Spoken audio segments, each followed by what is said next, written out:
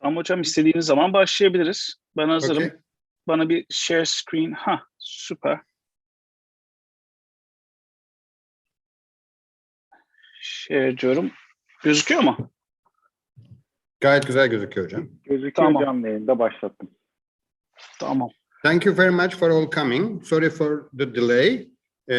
In Istanbul, there is a very big storm, very cold outside, but we are a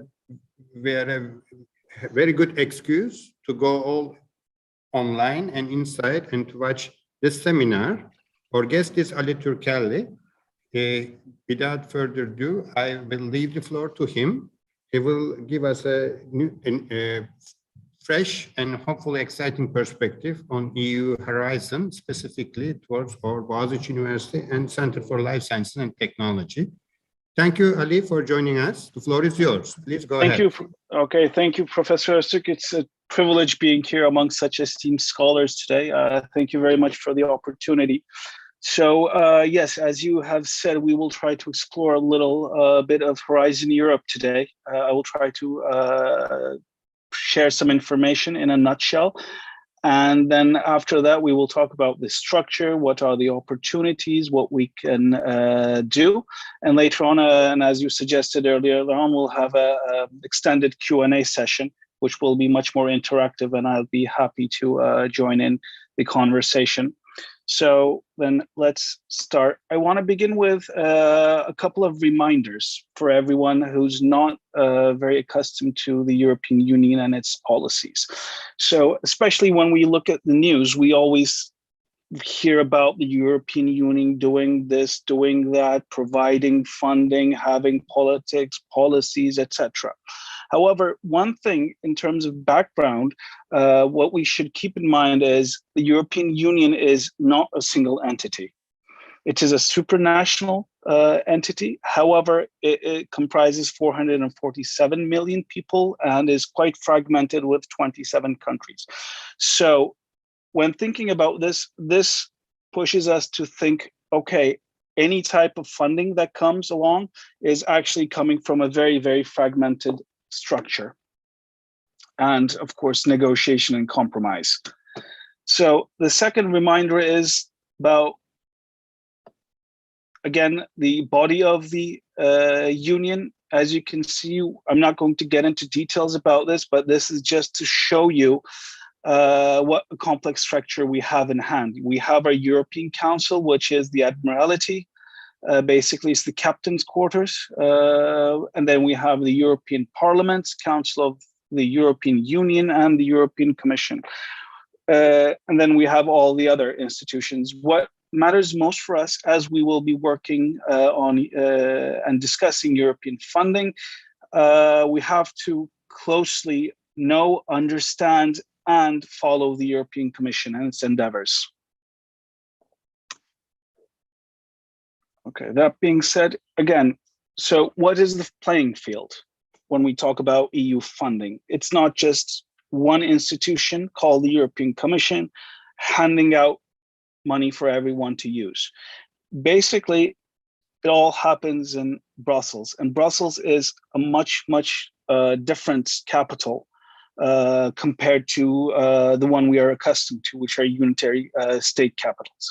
And as you can see, the numbers here are just informative, but the thing I want to underline here is that the structure in Brussels, this complex structure, these people going in and out, constantly negotiating, constantly asking for something from the European Union institutions, constitutes the main influence that then becomes the output of European funding.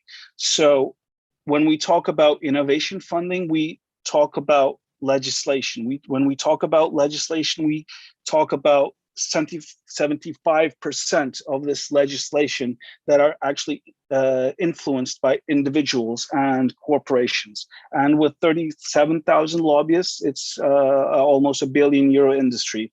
And the second corporate lobbying, or let's say public advocacy center after Washington, DC. Just to give you a little bit info on who are the actors, this is more or less the picture. So as you can see, you have from regional representations to think tanks to international NGOs, basically everywhere, everyone is in Brussels and trying to influence the EU one way or the other. And of course, after this influence, after the machinations, the cogs of the machina start working, we end up with policies. And these are the current goals and vision of Europe for the upcoming 5 years. Now, why is this crucial to us? Because everything we do with regards to EU funding, whether it be Horizon Europe, as we're going to discuss today, or whether it be educational policies such as Erasmus+, this is the heart. All funding indeed should contribute to these goals set by the European Union. One, we have the Green Deal, which is a major change, not just in battling or mitigating climate change, but also it's a serious economic change. And it's a revolution in economy, if you will. And again, we have digital age. Then this is the EU's new strategy to adapting to the current digital age and going beyond. Again, economy that works for the people. So major crises have shown us that there are pitfalls in Europe's current economic handling, and thus they're now trying to invest in more jobs, creating quality jobs, attracting more investment that is again changing the structure. And please mind that all of these, the Green Deal, the digital age, and the new economical structure is all working hand to hand in together. By the way, if I may, I sincerely believe it would be best if we do this interactive. So if you have any questions, comments, if that's okay with Professor Öztürk and the administrators as well, please feel free to jump in. Would that be okay for you, Professor Öztürk? Sure. No, anyhow, however you like to. Okay, I mean, proceed. I would prefer if it not being a lecture, but more of an interactive thing where people also put down their ideas and we can understand each other. And so again, like discussed, we're talking about a stronger Europe in the world, which is raising its voice and championing multilateralism, rule-based global order. Basically, Europe is now pushing to be a global leader and is spearheading the mitigation and battle against climate change. So the EU, compared to before, is changing its position globally and is a much more aggressive, if you will, actor, and the more ambitious one thereof. And again, promoting our European way of life, we have all our economical goals, we have our societal goals. However, these can only be obtained by rule of law and justice and human rights. And this is defined as the European way of life. So now, further than before, well, evermore, if you will, Europe is promoting its European way of life and making sure this is understood globally. Again, this is something we have to keep in mind for European funding, because like I said, everything is based on these 6 goals for the time being. And of course, a new push for European democracy. And this is not just about democracy, but it's also about inclusion. It's also about including the citizens and more in the decision-making process, etc.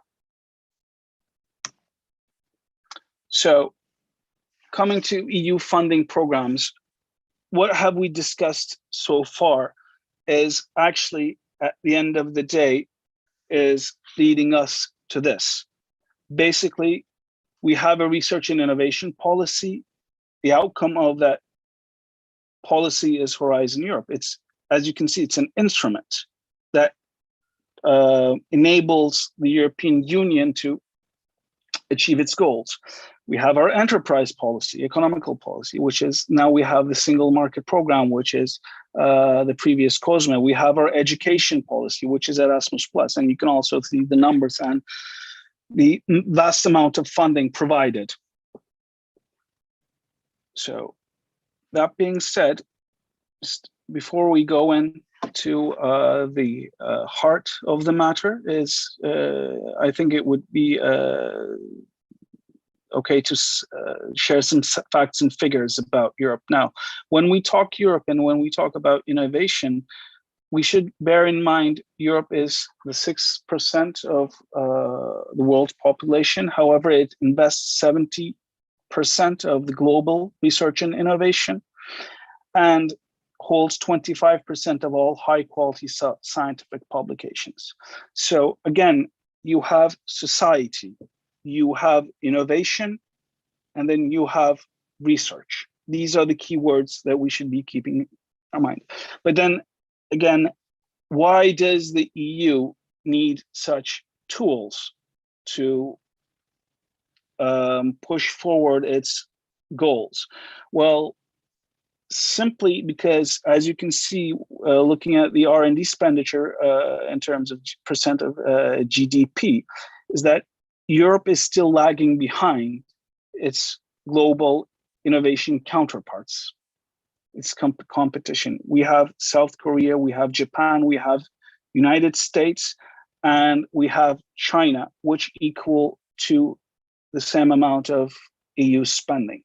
So the EU realized that it cannot compete with these countries in terms of R&D, and now evolved into R&I. So it needed a game changer. That game changer was innovation policy, hence the Horizon 2020, now which evolved into Horizon Europe. So this is what the EU is trying to achieve overall. So this teaches us that it's not just about excellence, but it's equally about market and the global market. And as we have discussed, over the years, we can see the evolution of the framework programs. As you can see, it started out in 1984 with a little over a couple of billion euros. And then gradually over time, it became more about excellence, but it's also came about competitiveness, society, economy, and also SMEs, business development. And now with Horizon 2020, it was open innovation, open science, open to the world. So it was the EU taking a global step, which is important for us to keep in mind. What we do in Horizon Europe, or what we hope to achieve in Horizon Europe, has to have at least, it has to have open innovation, open science, and at least to some extent a global impact, let alone its European impact. And now we have the green and digital transition with Horizon Europe. So that being said, we can now embark on our journey to Horizon Europe. And before going any further, do we have any questions or comments at this stage? Anyone? Okay. And I'll just go forward. So again, we're talking about 95.5 billion euros. This is the biggest civil program that we have globally. So as you can see, this number itself indicates the EU's ambition to become a global leader in research and innovation. And of course, we talked about funding priorities and R&I. So as we discussed, we have these for a reason. We want to, and as you can see, it's all in line with the 6 major objectives that we've and goals that we've discussed. And now these are in line with the UN Sustainable Development Goals. So we want to tackle climate change. We want to achieve the Sustainable Development Goals. We want to increase and enhance EU competitiveness, foster more international collaboration, which is like all previous framework programs, and especially Horizon 2020, it is one of the fundamental pillars of your project proposal. You have to show that you have you are embarking on international collaboration, and it's not just about you, but it's more about your consortium. Support EU policy, which we've discussed so far, obvious. Better knowledge and tech, jobs, boosting economic growth, and strengthening the European research area. So this is why these are the key funding priorities in Horizon 2020 and now Horizon Europe, excuse me. So with any possible application that you wish to make, during proposal writing, you always have to keep these in mind. And then the structure. The structure is, as you can see, quite complex. But what we usually focus on in academia and with scholars is the first three pillars. Now, because Turkey is not an EU member, we cannot take part in the European Defense Fund. And the first pillar is about excellent science, which is dedicated to scholars from the ERC, which is basically the Nobel Prize of European funding. We have the Maria Sklodowska-Curie. We have the research infrastructure. So this, for those who want to remain academically, who want to remain in the lab rather than the field, that's the pillar for you. The core, the heart of the issue for us, who in terms of not just working in a scholarly fashion, not just for academics, but also for businesses, NGOs, other research institutes, is the second pillar, where, as you can see now, the EU is, in addition to excellent science, is trying to take on global challenges in European industrial competitiveness. Previously, this was about societal challenges. It was about Europe. Now, Europe has increased its pace, stepped it up a notch, and in major fields that has, in these clusters that have direct impact on the society of Europe, from health, culture, to civil security, to digitalization, to climate, and agriculture, environment, food, bioeconomy, whatever you can think of, are under these pillars. Hence, you will see the difference when it comes to the budget. And then we have the third pillar is to increase innovative Europe and have a direct impact on the economy. This is more for SMEs and startups, etc. This is more for small businesses. And then we have the horizontal, widening participation and strengthening the European research area pillar. And that row is about widening participation and spreading excellence and reforming and enhancing the European R&I system, which will be very familiar to you when I talk about twinning and teaming calls that most scholars are very acquainted with. So as you can see, this is the budget. We're talking about 95.5 billion euros, and more than half goes to global challenges and the European industrial competitiveness. We have, again, excellent science comes in as second. So although the motto is from lab to market, the Europe still wants to keep the excellence in science. However, they also they give more to the second pillar because they also want to benefit from this excellent science, not just in one area, but in multiple areas and multiple pillars. So when it comes to the budget, these will give you an idea about how much is what. And as you can see, the front-running challenges in terms of challenges, climate, energy, and mobility, digital industry and space. And then comes health, which is closely related. These calls are closely related to our field in life sciences. And Excuse me, I have a question. Yes, please do. So my name is John. I'm wondering, you mentioned that Turkey's, Turkey can get some percentage of this budget. Yes. I'm wondering what is that percentage, and is it evenly distributed, like the distribution we see here, topic-wise? Is it the same for Turkey, it doesn't, or should Turkey concentrate on certain items? Thank you. Thank you, John, for the question. Now, Turkey, when you think about the Horizon system, you may think this as a pot. So, for example, a number of researchers all have a certain amount of budget coming together and deciding, let's create a pot. Everyone puts in their budget, they put in money, and then you have like these research assistants of these people, or these faculties, if you will, researchers of these faculty, putting in these proposals, project proposals, and taking money back from the pot. So the amount you get back from this is actually your contribution, in line directly with your contribution.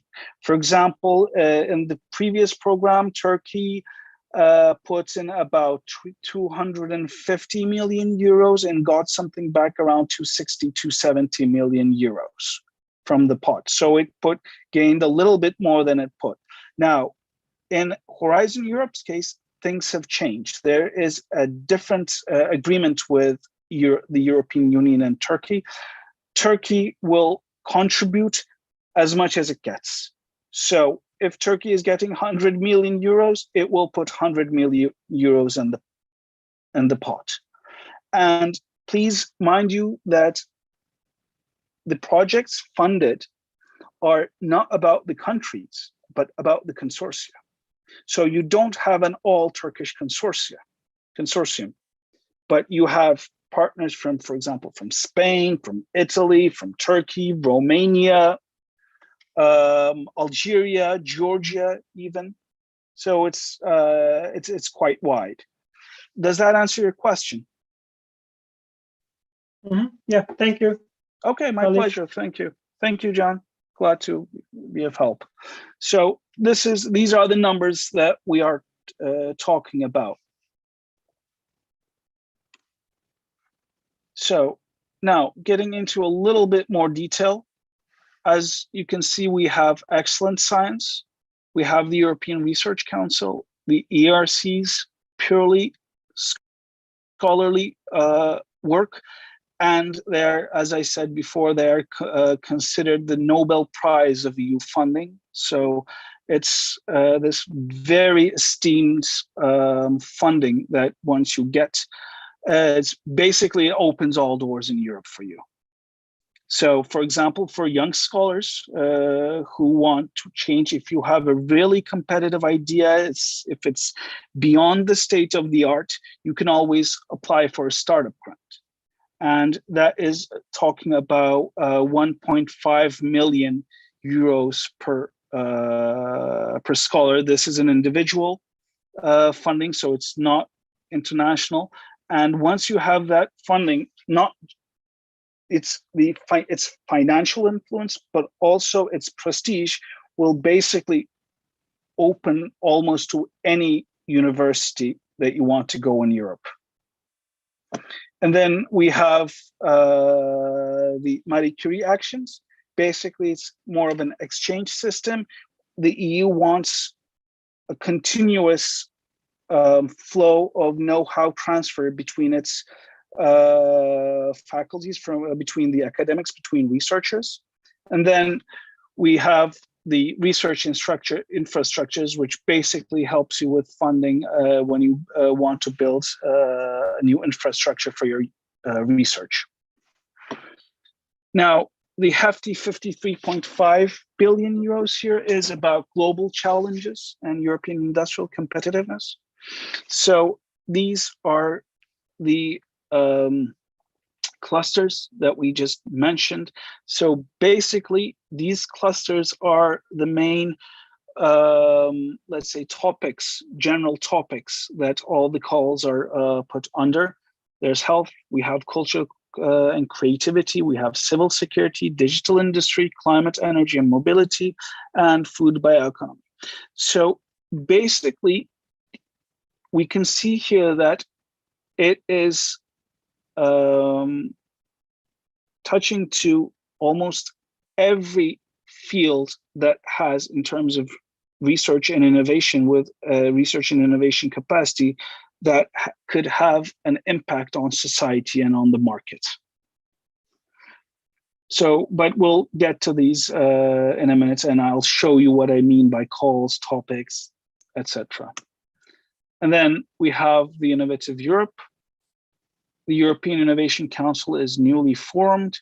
So basically, this is about small businesses. It's about boosting innovation. It's about startups. It's about networking among businesses, bringing together mentors and proteges together, providing both social and network contribution to startups. So this is one of the areas that could go well to explore for small businesses. And then we have our horizontal, our row here, which is about widening participation and spreading excellence and reforming and enhancing the EU R&I system. So this works for basically for everyone. It encompasses all fields. Like I said, teaming and twinning are one of the most popular calls that are applied to in Turkey, especially. And what we do here is basically, it's about, again, similar to the European Innovation Council, it's about providing a continuous flow of know-how exchange and enhancing capacities, learning from each other. So again, this shows us that when we do this, we should be contributing to international cooperation. One of the things we've discussed about the EU's vision. And then we have our 5 mission areas. Now, these are a little bit different than clusters. So clusters are more vertical. Again, these are more horizontal. They're more timely. These are the current pressing issues. And under these could be defined as the current priorities of the EU in terms of innovation and societal impact. So basically, these are defined by the citizens themselves, and from the feedback the citizens themselves. This is what the people, this is what the NGOs want the EU to be paying special attention to. And of course, impact. I cannot emphasize the importance of impact in Horizon Europe enough. Now, especially for people who have been in the field of framework program for some time now, they have seen the evolution of impact. Firstly, it was more about the excellence. So as long as you had a good idea with strong science and basically scientifically excellent, that would suffice for funding. The impact was second in line. But now everything has changed. Now, what you do in the lab with Horizon 2020, it had to go to the market. But with Horizon Europe, the market, it's not enough anymore. It has to touch the lives of people. It has to have a concrete impact, not just in midterm, but also in the long term. So that's why they name it the wider expected outcomes. And then this is something you should be keeping in mind at all times. One of the major pitfalls, especially, and a difference between hard sciences and this, is that it's taking the science to the society. And one of the major pitfalls we see in the area is that we have very, very strong proposals. They're quite excellent in science, but they have, let's say, have not put the necessary emphasis on the impact. Now, that is something the EU doesn't want at all. So we have to have our scientific impact, we have to have our societal impact, and we have to have our economic impact.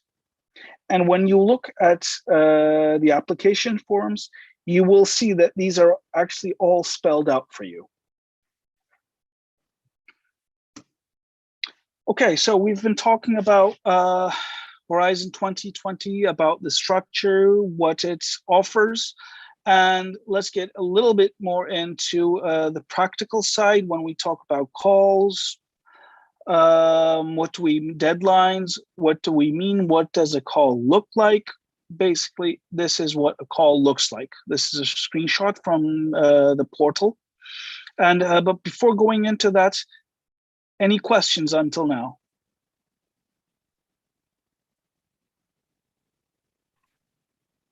Okay, I take that as a no. Hey, I have one question. Yes, please do. My name is Aytaş Durmaz. It was a very good presentation. Thank you very much. So, thank you for listening. There are lots of options, lots of opportunities, lots of projects. So where do we start? How can we start? That's an excellent question. But may I save this my reply to the end of the presentation? Would you let me, Aytaç? Sure. Because that's the excellent question to start the discussion we wanted to start, and you asked it before I did. So thank you very much. Okay. Thank you very much. I'm listening. Okay, so before start. So just a small pointer. This is one of, we start by exploring, but like I said, we will get into that. And this is one of the places we explore.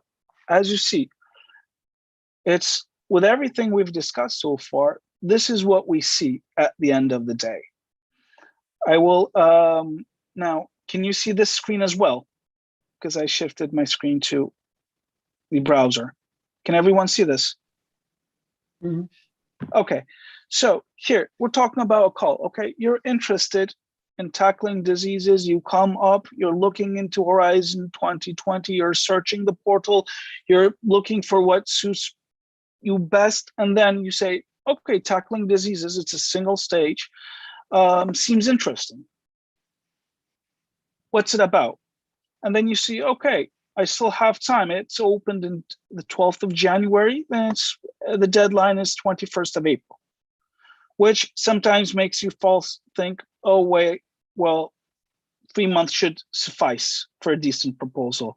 Well, it usually doesn't. That's why we have it forthcoming. So one of the key issues here is that you do not wait for this. Once you see it's forthcoming, you start working on it. And then what does this call want? What do they expect from us? Because everything we've talked so far is quite general, isn't it? And now we go into the detail. As you can see here in the expected outcome, the call tells you one by one what it wants. Think of this as a tender. The EU is simply delegating something to you. It's like when a faculty wants to buy, let's say, a conference table and chairs. But do you go in and build the chairs yourself? Or the table? No, you delegate it. You pay someone to do it for you who knows how to do it. Basically, the EU is doing the same thing. The only difference here is that they leave it open for you. they don't name it as table where it is predefined, but they say we want to have a surface where we can have a meeting, where we can put our tea or coffee or our books, our laptops, etc., which is supported on the ground. And then we need something to sit on while working. So as you can see, it leaves the lid open for you. It tells you what it wants, it tells you the outcomes, but the molding is entirely up to you. And this is the expected outcome. And the scope is how to think, how to approach to the issue. Okay, so does this give you a little bit of an idea? And then we also now have the destination here, which gives you all the background information you need. And please do mind you, read this very, very seriously. This is not just information for a pleasant reading. This outlines everything that they expect. You should be answering everything that is here if you really want to be competitive. And then you have your expecting impacts.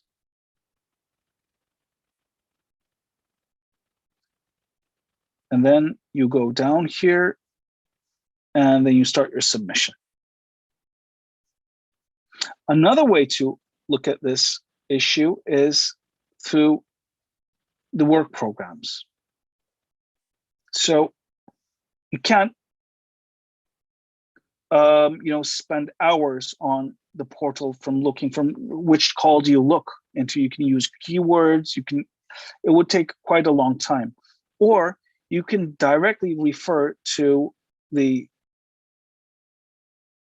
work programs, and this is health, because we are LifeSci. And then you can, well, basically just select one that isn't of interest to you, read it here. And then when you really want to go into further details or see how it looks on the portal, you just switch here. Okay. So that is the detail of how does a call look. There are other things, of course, that we should take into consideration. First of all, after this, we're talking about, first we have to build a consortium. Who are we going to apply with? Because like we said, this is not an individual endeavor. International cooperation is a must. Therefore, we need our international partners. Usually it's at least 3 to 5 countries. Usually, depending on the call, it could go from until 10 to 15 to even 20 partners. The capacity of the consortium is very important. The number of researchers, the facilities, the reach to users, basically the impact. We have to have our diverse stakeholders. So you can't have a consortium of 10 institutions who could all be led by brilliant scientists and have no SMEs, no NGOs. It doesn't work like that. The EU expects diversity from you, not just in sectoral diversity, for example, research, public organization, private company, SMEs, NGOs, etc., but also geographical diversity. So you should not have a consortium made up of, a 10 partner consortium from like Greece, Romania, Turkey, the Balkans. No, you should have it diverse as possible. Have Holland, have Spain, have Italy, have Central Europe, have Eastern Europe, etc. Because what the EU wants is, it wants its R&I infrastructure to come to a certain balance and have a spread over the entire continent. It doesn't want Germany over here And I would say, for example, Turkey or Greece over here, it wants to have them on a more leveled scale. And of course, project experience is basically you start by doing. So as I mentioned, the first thing to do is start somewhere. That will provide you with experience. And now, for example, the rate of application in Turkey, for example, in Horizon 2020, in the beginning was much lower, but people started applying, they started learning. The return of investment, let's say, wasn't that high in the beginning, but towards the end, the experience came. And now, actually, Turkey is one of the, let's say, jumping countries in Horizon Europe. So we're talking about proposal. Of course, at the end of the day, this is what we need. We have part A and part B. Part A you do over the portal. It's basically the administrative work, your official forms, etc. And then you have the part B, which is most of the time almost close to a master's thesis. You have your excellence, which is your scientific input. You have your impact, which is societal and economic output. You have your project management input and implementation. So, but okay, this is a nice chart, but what's he really talking about? This is what I'm talking about. This is the application form. And as you see, it sets all the standards for you. And so this is the recent research and innovation application form. And as you can see, it gives you one by one your titles and what is expected of you. For example, it's about, you have to talk about your data management and management for other research inputs. See, in methodology, it says we talked about describe any national or international research. Okay, how your expertise and methods are different from different disciplines. Why is this approach necessary? This is very, very important, the gender dimension. This is something the EU doesn't take lightly, and nor should you. Just to give you an example of how important it is, institutions that do not have a gender equality plan published in their websites as of 2022 will not be eligible for EU funding.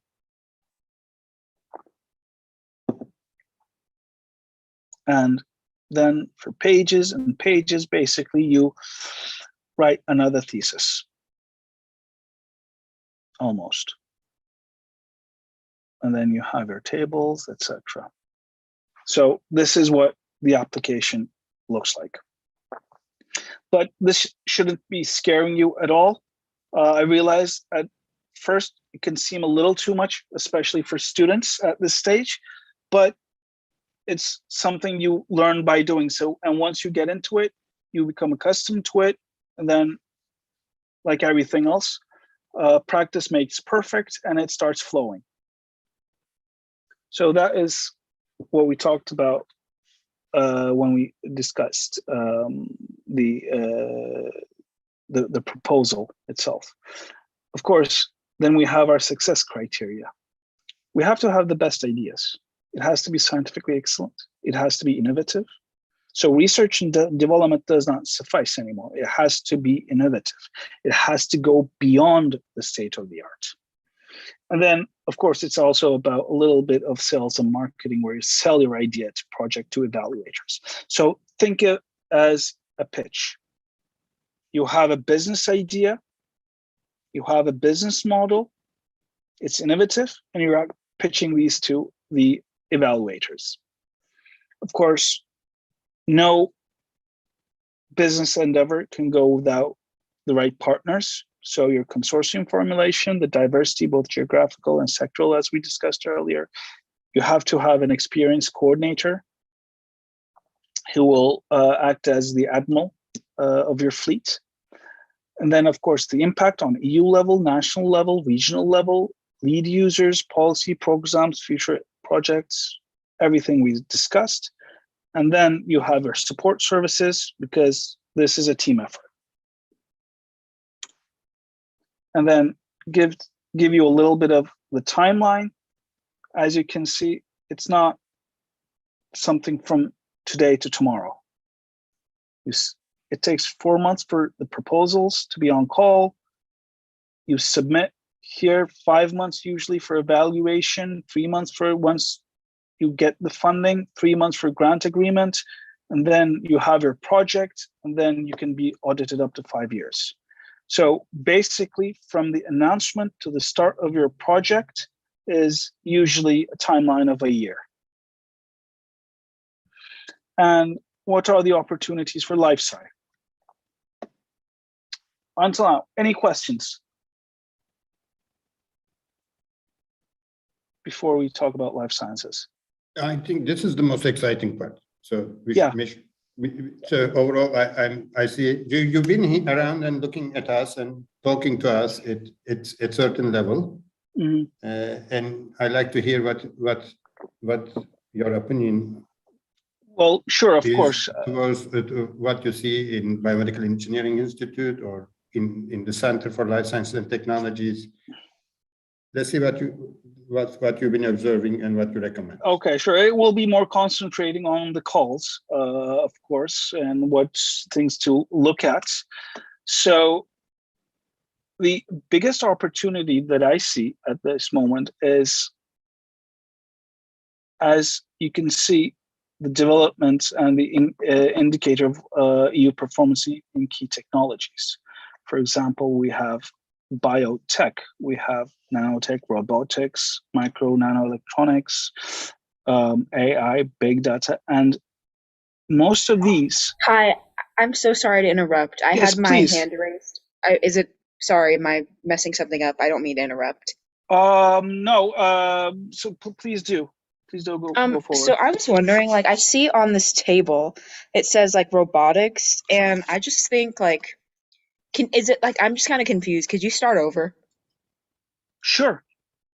With regards to LifeSci, I was just talking about the key technologies and the EU27 overall performance vis-a-vis the USA and China. So this basically tells us which fields to focus on. That's what I was saying. This is just an indicator for us. Okay, thank you so much. Okay, my pleasure. Wait, I'm sorry, I'm late. What is this about? What is this about in general, or the site? Yeah, in general, like I'm kind of new here. Are you one of our biomedical engineering students? Yeah, I've been studying for a couple of years now. Here at the Boğaziçi University? Yeah. Okay, so we started the seminar at 12, as noticed. So if you plan to stay, you are late probably, you joined late. So you can watch it offline. Oh, sorry, I had a family emergency, so is it okay if we just start over? Okay, no, it is not okay. I think you have to leave now. Thank you. Okay. Okay. Go ahead. Thank you. So this performance in key technologies provide us with wait, so indicators. Why did you kick her out? Like, I feel like that was kind of ableist. Go ahead, continue. Okay, thank you.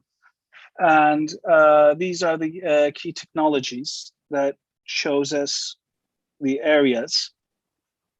And again, here the comparison table, again, as you can see, there is a boost in the United States, but not enough at the EU level.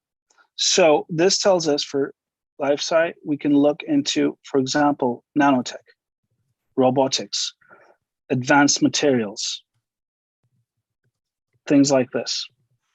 And then at the end, these are the potential calls for LifeSci that we could be discussing. So, personalized blueprint of chronic inflammation.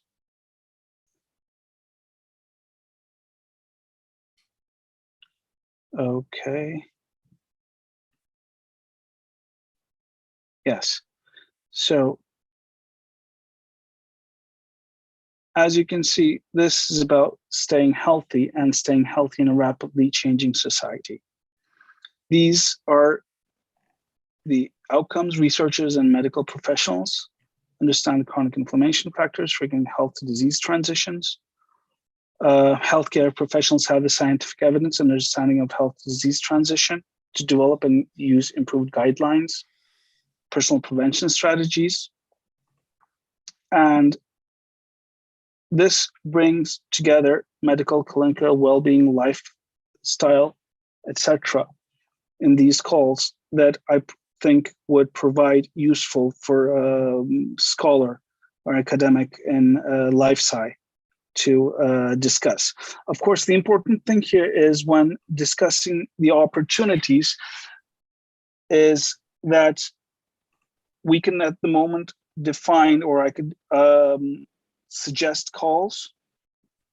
However, the important thing is for those who are interested should come together and sit and talk in detail and how their expertise would match the call and what they intend or what they intend on doing. So another here is about Global Alliance for Chronic Diseases. Again, we have our expected outcomes Can I here. have a question at this point? Maybe it's an early question, but Please do. May I have your name, please? My name is John. Yes. Let me start my video as well. Yes. Okay, so hi Ali. So Hi, John. let's say we are interested in this topic, and you mentioned that it's beneficial or it's mandatory to have large consortium. So I mean, I don't envision myself like forming a consortium. So I'm thinking maybe I should just jump on another consortium. It's like jumping on a ship, right? Yes, indeed. So how do I find if somebody is building a crew like a consortium? Is there like a marketplace or? So how is to there become any a partner? tool? Yeah. Yes, yes, there is. Yes, there is. Actually, there are certain methods that we use when trying to partner up instead of coordinate. However, the first thing you have to do is, even trying to become a partner, is really, really understand the call. And then define your own added value to the call. So before jumping on someone's ship, why would the ship captain take you is the question. Okay, even as a researcher, for example, as a senior researcher, a junior researcher comes and tells you, okay, I want to become a part of your research team. Do you just take them on board? No, you actually do an interview, right? You talk to them, their interest, their capacity, their added value to your team. And once you are convinced that they can do part of the work, is then only then you include them to your team. It basically works the same way. And yes, there are I wouldn't call them marketplaces, but we refer to them as brokerage events. So you come together with people, you talk with people, they present their project, they present their idea. If you want to become a partner, you present your added value. And that is one way to become a partner in an ongoing project. However, the key factor here is actually experience, because very few consortium leaders find partners from these events. Only like they have their core consortium and they are missing a small bits and pieces. And then they think, okay, I can go to this brokerage events, explain, present my idea, and then I could maybe find a decent candidate for the consortium. Now, however, that is very rare. Usually with like every business, with every research, you work with people that you already work with. For example, when you want to publish a joint article, you usually go to the people that you've published before, right? It's the same idea. So the key tool here is having a sustainable network and communication with stakeholders at times. So it's actually a job definition for someone on your team.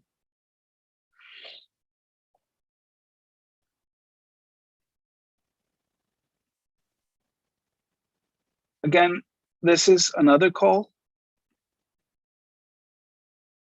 Bringing individuals, researchers, the digital single market strategy, the ICT Toolbox.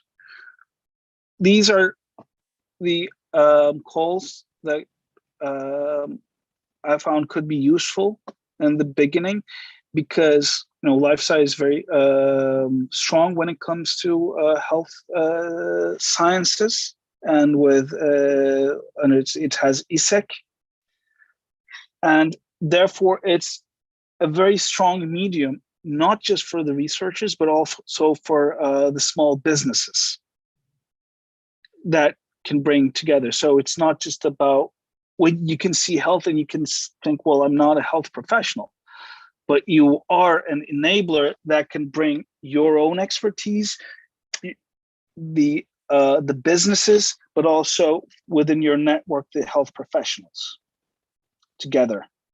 And then you can either lead a consortium, or you can have brainstorming sessions with these, and one will eventually be in terms of both capacity but also willingness and being owner of the idea, then someone can step in as coordinator. Or sometimes you can just have a very good idea and you bring in an experienced coordinator that you can, for example, meet in a brokerage event or through your own network.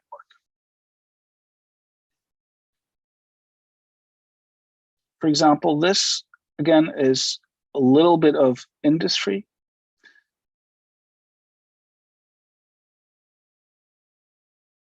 It's about biomaterials. So as you can see, it's quite open. So for life sciences, what should we expect doing is that we look at the calls that are of interest to us.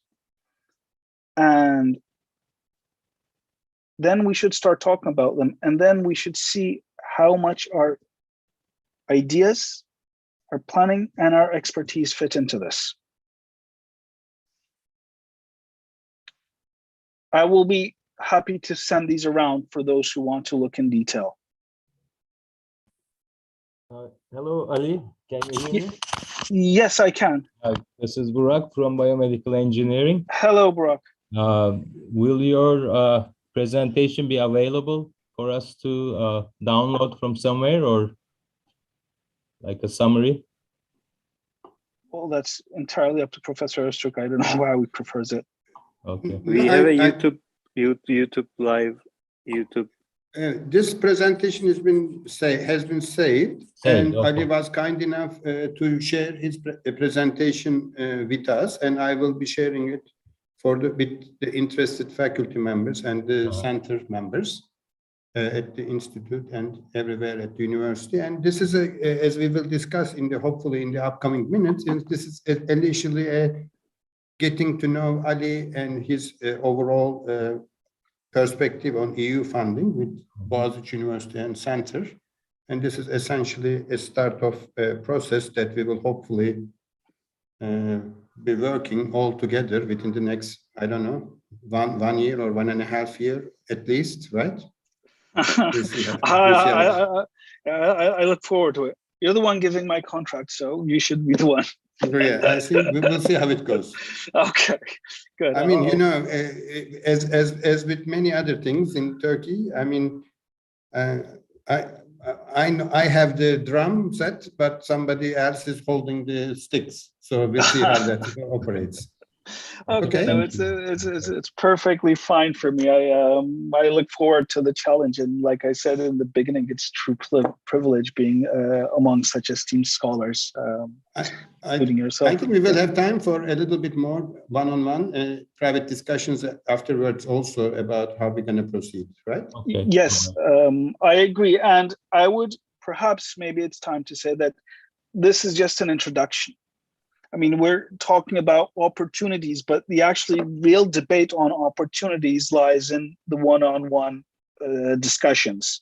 So this is, I would say, a small gateway to attract a little bit of interest from the audience and kindle their thinking, and then we can really go into detail. And of course, that should be either done in pilot groups or on one-on-ones. But this is generally what we have been talking about. So, and these, for the interested parties, when you get the presentation, these should be the ones that you should looking into, but also we will share you with the work program. For example, this is the work program for health. And for example, here, please make sure you thoroughly read the introduction. It's not just an introduction. It gives you the idea, the way of thinking, and especially the destination. These are all linked to certain destinations, and that will give you your direction. The same goes for digital industries, especially, for example, for businesses, etc. Okay. So that being said, these are the calls that we just looked into. And finally, we should talk a little bit of our approach and just a few pointers for those who are interested in EU funding in terms of their professional career or as an addition to their scientific or academic careers. Now, the first thing is that you need a strategy. You have to have an EU funding strategy. It's a long game. It's a chess game. Or Go. It's complex. And everyone who does this right has a clear-cut strategy on what to do, and they know more or less what they want to do and what will do over the entire framework program. It's a tactical approach doesn't usually work. So one, start thinking of an EU funding strategy, not just for yourself, but for your peers, but also for your department. Secondly, it's a marathon. Don't expect from yourself or your peers to run a marathon on your first try. It needs training. And don't be disheartened if you don't get funded on your first application, because that is one of the things that we see in Turkey a lot. It's a very, very dynamic country and a society. And people are very warm-blooded also in the sense that they want to get things going as soon as possible. They want to act fast, and then reach results in the same manner. But usually it doesn't work that way. I mean, in times it works, sometimes it doesn't. So we have to remember to play the long game and not be disheartened or even disillusioned on what we want to do. The other important aspect is teamwork is mandatory. You have to be working with teams. For example, John just mentioned where we start. He wants to set up, like he wants to apply to a call, right? But it's not something he should be doing by himself. He has to set up a team. He has to lead this team. He has to be the one thinking about the proposal, but he has to also have other people who will step in, help him think. He has to have people who will do the communication. He has to have people who will do the administrative work. So basically, to play in a soccer league, you need to have 11 players on the field. Even if you're Pele or Maradona or Messi, you can't play on your own. You have to have a team. And then, of course, coming to the question about where do we start and where do we step in vis-a-vis the consortia, is building consortia or joining other projects as partners is all about a strong and functioning network. You have to forge, and then you have to map, and then you have to sustain your network. It's scientific, but it's also equally a social endeavor where you have to have communication, at least one communication expert, or people who will take on that role.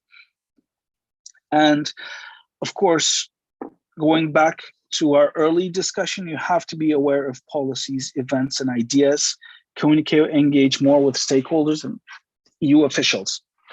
So again, continuous communication is essential because stakeholders will share their ideas, EU officials will share their positions, their expectations, and like we said, everything you do is should aid certain policies of the European Union. And that's it for me for now. Thank you very much. I hope you enjoyed it.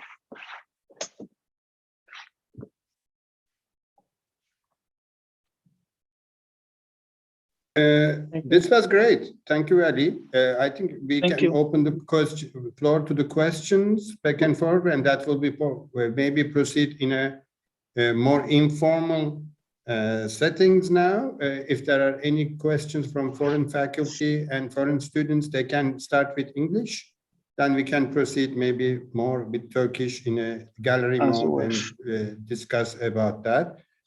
So for technical people, if we stop the streaming now, so keep everybody wondering what we will be discussing among friends in the next couple of minutes. So if you wanna, that's the one advantage of watching it online. You can just come and listen to more informal components of the talk as well. Nothing replaces face-to-face meetings, but I think we are quite accustomed of this Zoom meetings now. I don't see any raised hands. Did we stop streaming? YouTube'da yaptık. YouTube'da yaptık. Tamam, okay. Excellent. Good. Thank you. Teşekkürler. No English questions. So, sohbete devam edelim Ali Hocam isterseniz. Tamam hocam. Bir Aytaç Bey'le başlayabiliriz siz de uygun görürseniz. Onun bir sorusu vardı. Onu sona saklayalım. Sunumu şey yapalım. Sunum